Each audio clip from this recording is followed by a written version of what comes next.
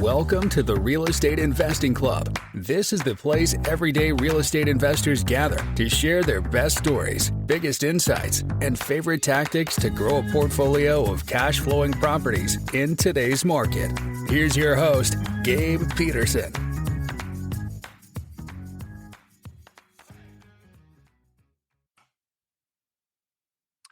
All right. Welcome back to another episode of the Real Estate Investing Club. Today we have a special guest in Jesse Burrell from BatchService. We don't often have people from the services side of real estate. You know, we're all out there. We're buying real estate. We're finding good deals. But it all starts with the data, with reaching out, getting in contact with those owners. And Batch, that's what they do. They are masters at it. I've used them in the past. I love them. So I am super excited to have Jesse on here and talk about the data side of things. So Jesse, thank you very much for hopping on the show. Gabe, thanks so much for having me. And yeah, I'm excited to get into it and be able to give a little value here. Yeah, absolutely. I told you right before we got on here, we like to start with stories. We like to hear how people got to where they are. So why don't you take us back to the beginning, before Batch, before all the real estate, and tell me how you got to where you are today. Yeah, and I know this is a shorter length podcast, so I will make it quick. But in 2014, I was working at a restaurant, and I was a server. I had a friend named Danielle. She was a bartender. She started working in, I think, 2013 for a California real estate investor that came out here and started buying real estate to flip and hold in Arizona. She loved it. We were friends, and I was just finishing up college and figuring out kind of my next play. And she's just like, hey, do you want to come help us rent out places for stuff we buy and help find properties for Nick to flip? And I was like, sounds cool. I'll try it. So my role ended up actually morphing into, before there's Airbnb or anything like that, we actually created couple of his nice houses in Scottsdale to be vacation rentals. So I managed those, booked them, had to do it on Craigslist. So there was a lot of vetting, super sketchy. And then the other side of it was I was basically acquisition rep. I was going and looking for properties. At that time, you could still, wholesaling and off market wasn't what it is today, but I could find pre-foreclosures. I could find short sales. There was a couple online platforms, Hubzoo and a few other places, to where I'd scour every week to see if there's something we could buy.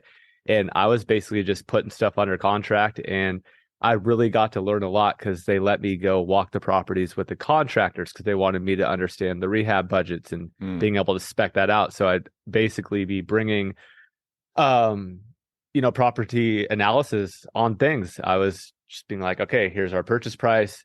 Here's our rehab costs, here's our exit price, and here's our ROI. So I basically spent my first year of real estate kind of being a true acquisition rep on the whole process of doing a lot of those things. And it really created the foundation for me to be successful once I went off market and started wholesaling, and then also started flipping myself, because knowing how to underwrite and analyze a property is so important, especially if you're a wholesaler. Like, you need to know where to get it at to make sure you can make money on it. And it helps you talk to your buyers much better, of being like, all right, this is what I could sell it to you for. This is what I think the cost is going to be, so on and so forth. So it was something I never knew that was going to be such a big deal, because I made like 40 grand and found this guy a bunch of properties. But what it taught me and the foundation it laid was very vital to my success later on.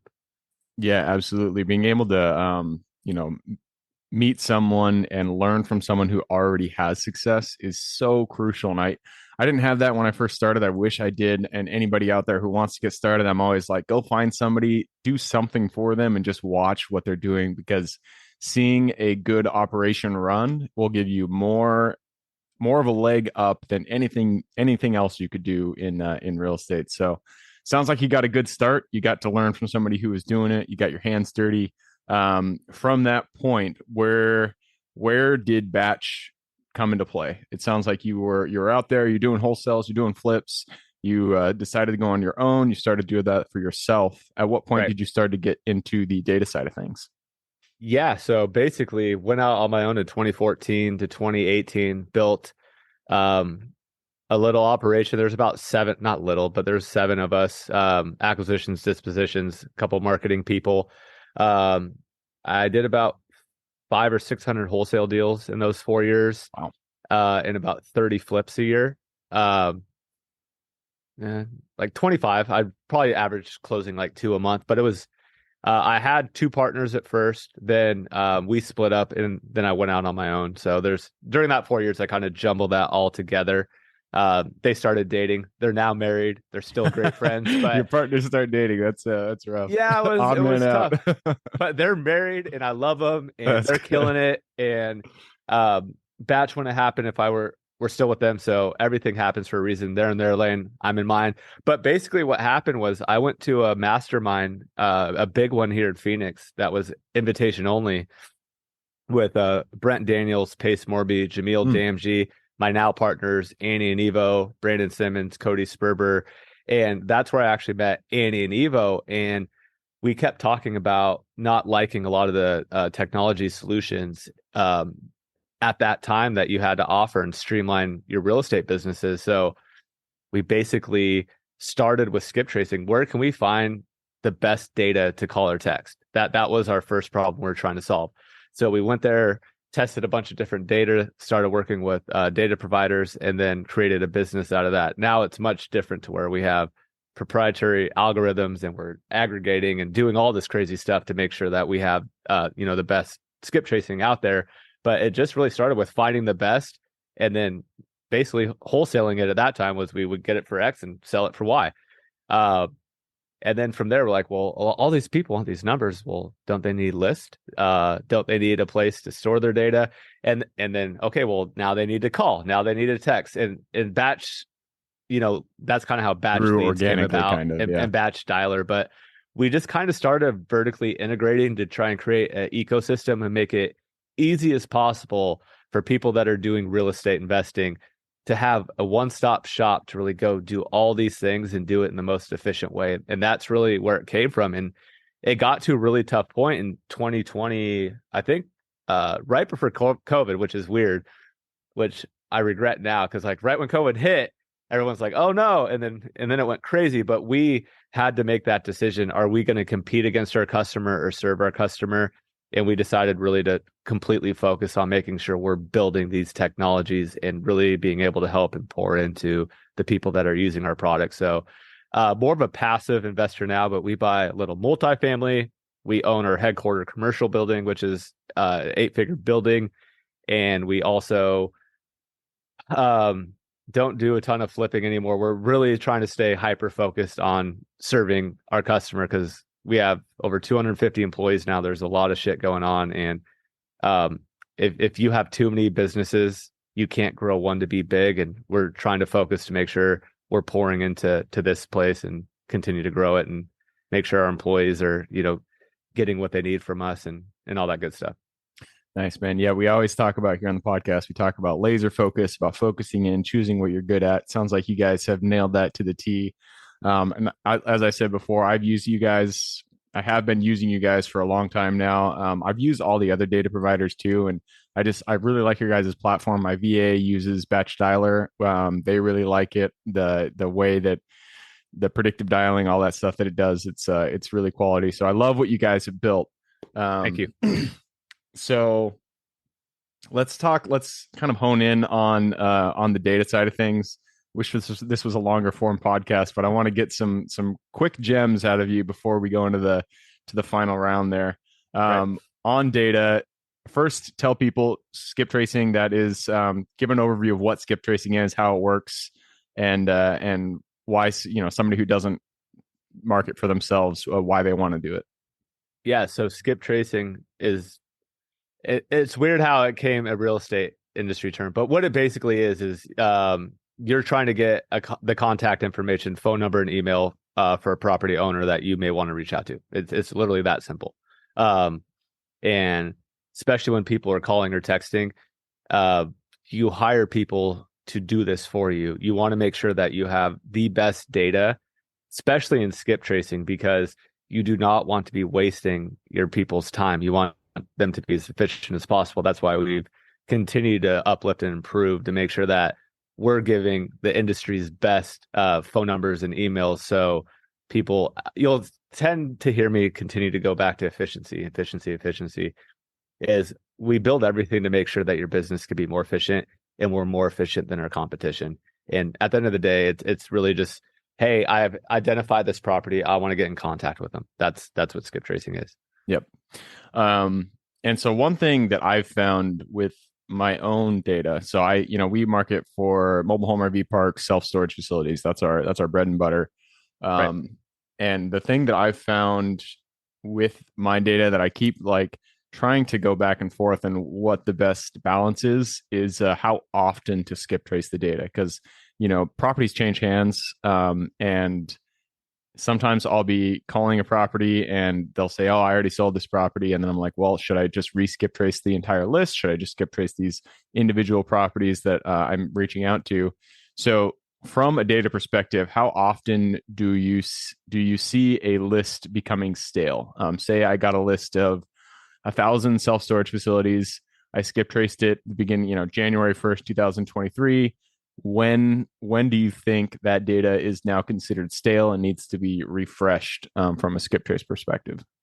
Well, that's where batch leads is going to be effective, because you could see what's sold, in your property data. Go in there, scrub that out, and you could trace those phone numbers. So people think stales. People just don't know how to actually manage their data. We're actually trying to create, or working on creating,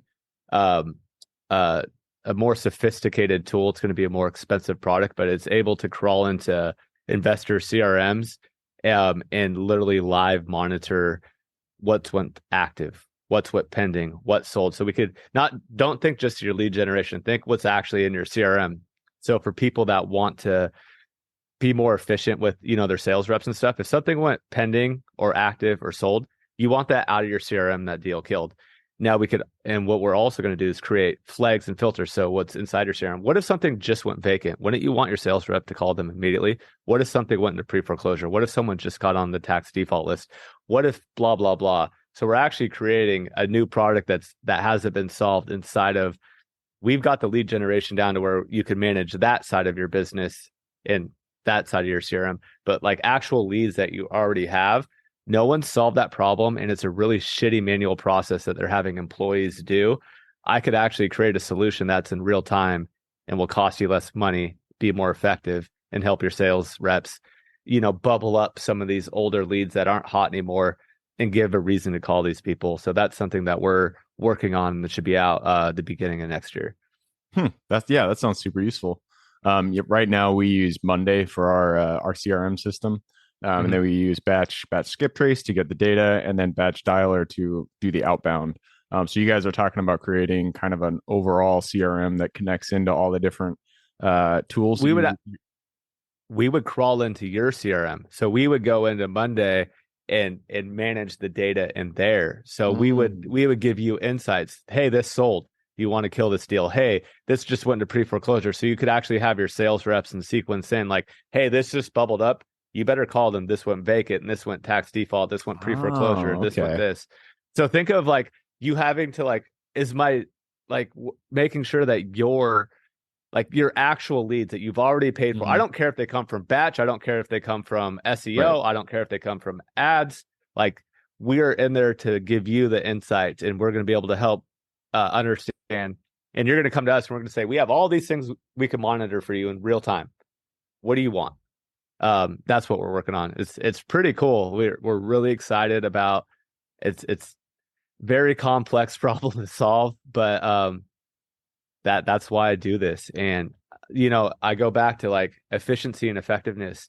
I understood that the biggest problem is like there's a lot of great tools now to manage, your skip tracing, manage your list, but your actual leads, knowing when something went under contract, when that went pending, when it went sold. And we could also pipe in data that you may not have. Like, I have friends that do a lot of creative financing deals. So when a new lead comes in, they're going to want us to pipe in, what is their current loan amount and interest rate. We have that data, so we could pipe that in. So there's some stuff that we'll pipe in and some stuff that we'll monitor. It's going to be a really cool product, and I have some really big players helping us develop this product. So when we bring it to the masses, it can make a huge impact in people's businesses. Very cool, man. Yeah, that's exciting. When's the launch date?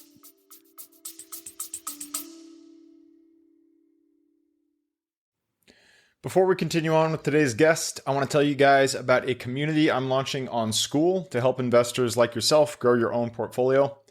In this community, you'll get access to all the docs I use, all the systems I've built, everything I've used to grow my own portfolio, as well as instructions and guidance on how to get out there and find great deals, how to finance those deals, and then how to manage them for great returns. Since we're just launching it, the price will be set at a measly $20 per month, and whatever price you join at is the price you'll have for life. We will be increasing the price as the group grows, so if you're at all interested in growing your portfolio along other investors, now is the time to join. I will put the link somewhere in the bio or on our podcast website at therealestateinvestingclub.com, so if you are interested, head on over there. With that said, let's get back to the podcast.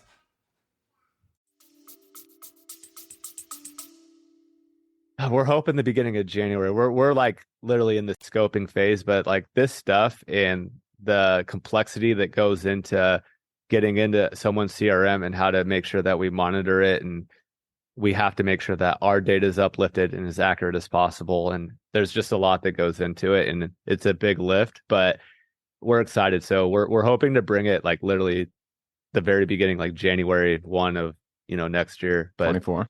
Cool. Yeah. Right on, man. Well, I'll probably be one of your first customers. So that sounds something like that we can definitely use here. For sure. All right. Well, hey, man, I wish this was a longer podcast because I got a lot more questions for you, but I do have to cut it off. Maybe we'll have you back in the future. At this point, it's time to jump into the quick question round. Are you ready? Absolutely. Let's do it. Starts with books or any form of education. I need 2 recommendations, one for general life wisdom, one for real estate specific. Oh, real estate specific. I actually don't have one because Fair enough. I just learned a ton through podcasts and being mentored. But Atomic Habits I've read like 10 times. By far, I'm literally reading it right now again. And Go Giver is by far one of my other favorite books that I've ever read. But if you read any book, because Atomic Habits will help you be more disciplined on learning the real estate and doing the thing. So I've always tried to work on myself and be more disciplined, and then that will bleed into the learning and all the stuff that I'm trying to do in real estate. I just learned a lot because I was so lucky to be around the Brent Daniels, the Pace Morbies, the Jamils. I didn't need to read a book. I had the smartest freaking people sitting in a room with me. Now, not everyone has that to be that fortunate, but I was, so I didn't have to read a lot of books. And then, as I said, the first people that I worked with, these guys were incredible real estate people where I just got to learn firsthand. So I haven't been big on actually any real estate books. And I hope that. Hey, man, no, you had mentors, and we've always said on this podcast that is the learning firsthand is the best form of education. So I'm going to say that's a good response. And Atomic Habits, I've read that. Great book, great recommendation. Yeah, I love it. All right, next question is for your younger self. So let's go back to the Jesse who had 0 experience in real estate. He was just graduating college as the server way back when. Go to him, look him in the eye, give him one piece of advice moving forward. Read Atomic Habits. No, seriously, that's kind of the theme. Is the one thing I wish when I really started to grow personally and professionally was when I really started reading every day. I would tell myself to start reading about the stuff you're curious about and start applying the knowledge you're learning and actually take action. That's what I would tell my former self, because I wish I would have done it a lot sooner, because I could definitely tell you I'm a lot happier now with the person I am than the person I was then. Yeah. Yeah. It all starts with discipline, and Atomic Habits, I feel like, is a good, it's a good foundation, at least educational foundation for how to get discipline in your life. So love that. Next question is about your business. The first 3 positions we hire form the foundation of our business. So what were they for you, and would you do it differently if you did it again today? So I'm going to talk about my wholesale business. Okay. And when we had that, our first 3 hires was a leads manager, acquisition rep, and I believe another acquisition rep. But we had my first business, there's 3 of us that owned it, so we kind of split up those duties. So I don't think there's a right or wrong way to hire. I think you need to understand if you have partners or don't have partners, what are you not good at or what do you not like doing, and go fill those positions to where you're doing the stuff that is making the most impact to drive revenue into your business. I don't think there's a right answer for that. I think it's understanding yourself and hiring around you for your weaknesses. Yep. No, I think that's a good answer because the things that, they always say work or stick to your strengths. I think that's good advice because the things that you're weak at, sure, you can get a little bit better at them, but it's much better, time better spent if you hire or partner with that skill that you're weak at, because you're going to be a lot better at the skills you're strong at. Well, you're also filling your cup up, and you're not pouring your energy and your hard work and your passion into tasks that you really don't enjoy. Like, you started this business to work on stuff you want to work on. So really strategically hiring, also like a VA or assistant, just taking away those tasks that don't generate money, I think is a great first position to hire, to where it's just these little things that's not going to make you money that you could hire someone for cheap to do those tedious, repetitive tasks is a great hire. But like, find your weaknesses or find out what you don't like doing. And that's most of the time, that's what people don't like to do, is those repetitive tasks that someone else could do. Because like, you should be focused, especially when getting started. Getting money in the door is the most important thing by far. Absolutely. All right. Next question is about the US. It's a big place, a lot of opportunity out there. This is going to be a good question for you because you have all the data. So what is the metro you are most excited about investing in today? Honestly, I know a lot of markets, and as I said, I'm more passively investing, but Phoenix has done nothing but grow and thrive, and people are still coming here. The market hasn't really taken much of a dip. I said 6 years ago, Phoenix is the new LA, or the Phoenix Metro. People want to be here. People continue to want to be here, and I just see it growing. But there is also, I know Texas has been an absolute hotspot. Vegas is still hot. A lot of these big metros, especially with what I'm seeing in like some of the conservative states, a lot of people are going to those for not just being conservative, but the tax savings in the Nevadas, in the Floridas, and in the Texases. A lot of people are wanting to move to those states, and we're seeing a lot of growth from the data that we have. And just like the customers we have, there's a lot of people that are customers, in those states for us, because they're markets that are still strong. Vegas, especially, I talked to Casey Ryan and Ryan Pineda, and they're still loving Las Vegas. And they said it hasn't slowed down a bit since that little gap, in the middle, basically, what was it, from June last year till the beginning of this year. And then they're like, dude, it's on fire again. So that's kind of what I've seen and heard. Nice. Yeah. Not Texas. I absolutely love Texas. Dallas is the metro that I'm trying to buy the most in. So rings true to me as well. I'm going to move us on to the next question. And this is about mentors. You've already mentioned this earlier, but we're going to ask it anyways. None of us are islands. We all stand on the shoulders of giants. So who is one mentor who has contributed significantly to your career today? Oof. They're like peers and mentors to me. That's the weird thing. Mm-hmm. Oh gosh, I have to say we kind of came up and really did this together, but I'm going to group them together. It was Pace, Jamil, Brent Daniels, and Steve Trang. They all mentored the crap out of me, and I went to them each for different reasons, and they each pushed me to be better in different ways. But like, as a collective, that group completely changed my life. And I'm so thankful to all of them, to be honest with you. Right on. No, I love to hear it.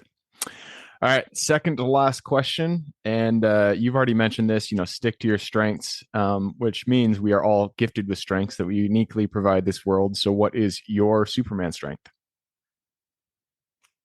That's a great question. I would say seeing the potential in people that they don't see. I love seeing someone that's brilliant, that doesn't have confidence, and really pouring into them and giving them that belief. And a lot of people do look up to me now. So when they see that I believe in them, sometimes it's just, especially with some of the team members that we have, that we bring on, and I'm like, man, you just don't see that talent you have, and really pulling that out of them and letting them know there's so much more to yourself and to what you could do. And it fills my cup up so much to see someone grow and thrive and be able to become the person that they've always wished, but for whatever reason, it could be parents, it could be people telling you that you shouldn't be great or you're not going to be great, and telling them otherwise, and then seeing and fulfilling their potential is something I think that I'm really good at and I love to do as well. Nice, man. No, that is very, very good. I'm just reflecting back on the days when I was in corporate and I had a specific boss who saw that in me, and she really pushed me. Having that in your life is very, it's a very uplifting experience. So it's good that you have that eye and that you choose to act on it. And that leads us to the last question. This is for the listeners. You've given us a lot of good advice. I'm sure people want to reach out, learn about Batch, learn about that new tool you guys are creating. So what is the best way for people to reach out and get in contact with you? Yeah, for me, it's just Instagram's probably the only social media I use. I don't use it a ton, but I check it daily. And it's just my first and last name. Jesse Burrell is my handle. If I be there, you feel free to DM me, and I'm happy to help with any of the knowledge I can. As I said, I've given tons of advice to people that have just DM me. Like I love people that want to grow and want to do better. And if there's some small thing I could do to help them on their journey, I'm happy to do it. Right on. So that is Instagram at Jesse Burrell, JesseBurrell. I will put that in the show notes. So if y'all want to reach out, just click a little more in the description. It'll pull down the full description, and in there you can find Jesse's URL. All right, man, that wraps it up. Thank you very much for hopping on the show. Awesome. Thanks for having me. Absolutely. For everybody who's here with us today, thank you guys for showing up. You are the reason we do this. So if you guys have any questions whatsoever, reach out to me, Gabe, at therealestateinvestingclub.com. And if you guys want to support the show, all we ask is to give us a like, subscribe, share, all that jazz. Other than that, I hope you guys have a great week. Keep rocking real estate, and I look forward to seeing you on the next episode. All right, before I officially sign off, I have a quick announcement to make. If you're interested in becoming a passive investor in one of my deals, my own company, Kaizen Properties, is looking for capital partners for our upcoming projects. We invest in what are known as recession-resistant assets, mainly self-storage facilities, mobile home and RV parks, and industrial properties. If you're interested in investing and would like to learn a little bit more about my company, our investing criteria, and some of the previous projects we've done, go to the Real Estate Investing Club podcast at therealestateinvestingclub.com and scroll all the way down to the bottom of the page. Click on the Invest With Us button. That'll pop up the investor form. Fill that out, and we will reach back out to you as soon as we can. Or if you prefer a little bit more of a personal touch, you can reach out to me at gabe@therealestateinvestingclub.com. So really, that is it. Again, it was a pleasure hanging out with you guys during this episode, and I look forward to seeing you on the next episode.